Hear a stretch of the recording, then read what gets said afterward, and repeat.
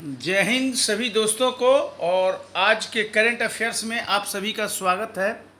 और आज 18 मई है और आज की महत्वपूर्ण घटनाओं में सबसे पहले राष्ट्रीय हरित अधिकरण नेशनल ग्रीन ट्राइब्यूनल से न्यूज है, जहां पर मामले की सुनवाई सुप्रीम कोर्ट में हुई है। और सुप्रीम कोर्ट ने कहा है कि नेशनल ग्रीन ट्राइब्यूनल की जो स्थापना है वो सही है, वैध है।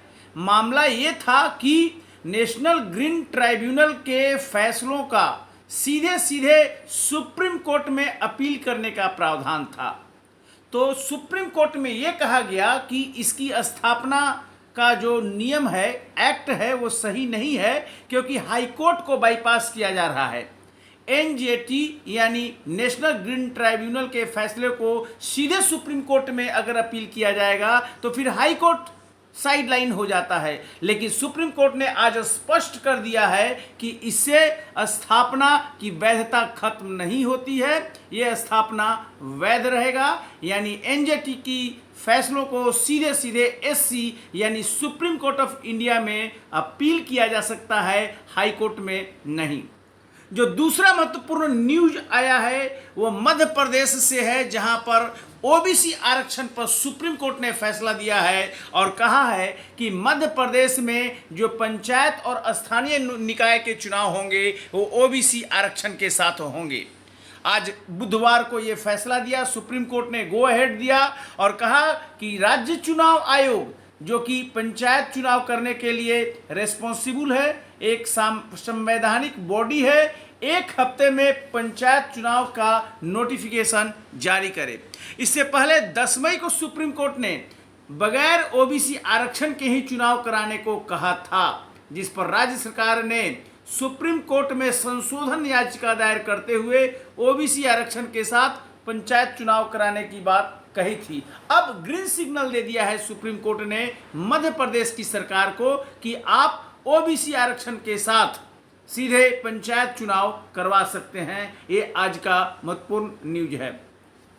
जो अगला न्यूज इंपॉर्टेंट है कि दिल्ली के जो लेफ्टिनेंट गवर्नर हैं, एलजी हैं अनिल बैजल, उन्होंने इस्तीफा दे दिया है। दिल्ली के उपराज्यपाल हैं अनिल बैजल ने, और पद से उन्होंने इस्तीफा दे दिया है। व्यक्तिगत कारण बता रहे हैं और कहा गया है कि उन्होंने इस्तीफा सीधे सीधे राष्ट्रपति को भेज दिया है, जो कि उनका नियुक्ति प्राधिकार है।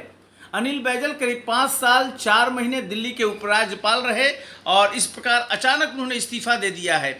किसी भी राज्यपाल या उपराज्यपाल का कार्यकाल नॉर्मली 5 साल होता है, लेकिन दिल्ली के उपराज्यपाल का कार्यकाल तय नहीं होता है, ये समझने की बात है।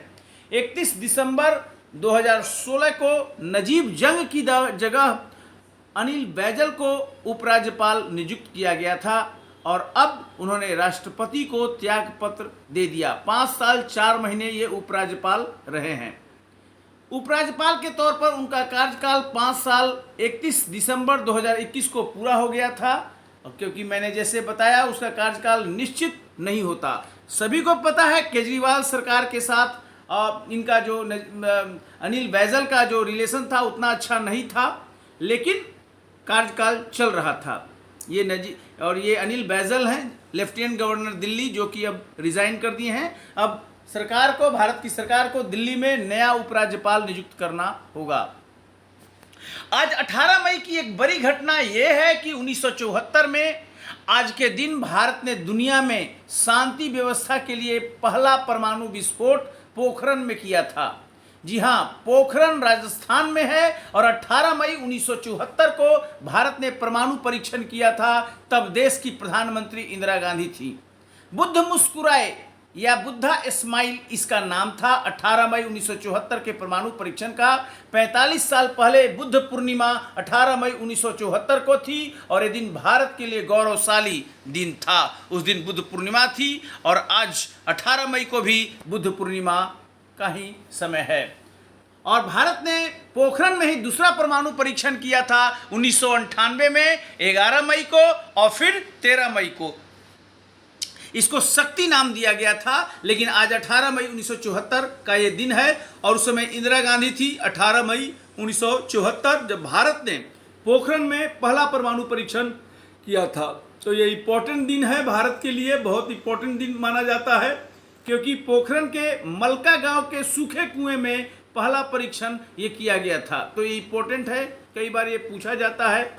और आज 18 मई को अंतर्राष्ट्रीय संग्रहालय दिवस ये मनाया जाता है। इंटरनेशनल म्यूजियम डे 18 मई को मनाया जाता है। 1983 में 18 मई को संयुक्त राष्ट्र ने संग्रहालय की विशेषता और महत्व को समझते हुए अंतर्राष्ट्रीय संग्रहालय दिवस इंटरनेशनल म्यूजियम डे मनाने का फैसला किया था, जन जागरूकता के लिए।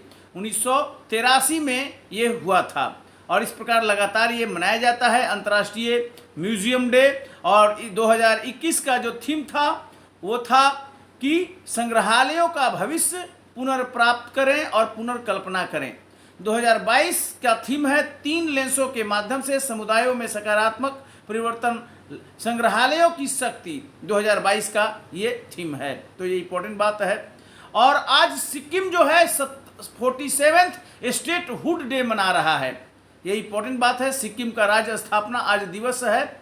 और एक इम्पोर्टेंट न्यूज है, रामगढ़ विषधारी अभयारण्य बन गया है। देश का 52वां टाइगर रिजर्व ये है रामगढ़ विषधारी अभयारण्य। और ये जो है 16 मई 2022 को टाइगर रिजर्व के रूप में अधिसूचित किया गया है। भारत का 52वां रणथंभौर, सरिस्का और मुकुंदरा टाइगर रिजर्व के बाद राजस्थान का चौथा टाइगर रिजर्व है। और कुल मिलाकर ये राजस्थान में है रामगढ़ विषधारी जो टाइगर रिजर्व बनाया है, 52वां टाइगर रिजर्व। और बाघों के चारों ओर घूमने और ओवर पॉपुलेशन को नियंत्रित करने के लिए ये बड़ा क्षेत्र प्रदान करेगा। बहुत बहुत स्वागत है और इस आज के करंट अफेयर्स में मिलते हैं पुनः कल। Thank you very much.